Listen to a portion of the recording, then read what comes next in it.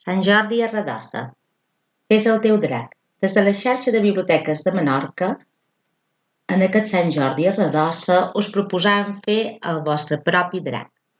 Per fer el nostre drac hem cercat a Pinterest amb les següents paraules clau: Sant Jordi, drac, paper, UVC.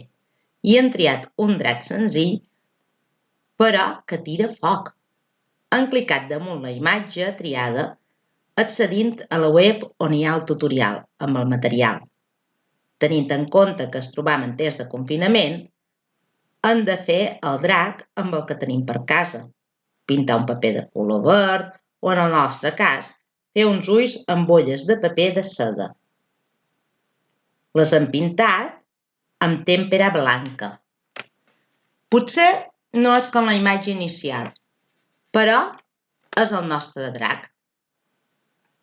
T'animes a fer el teu drac?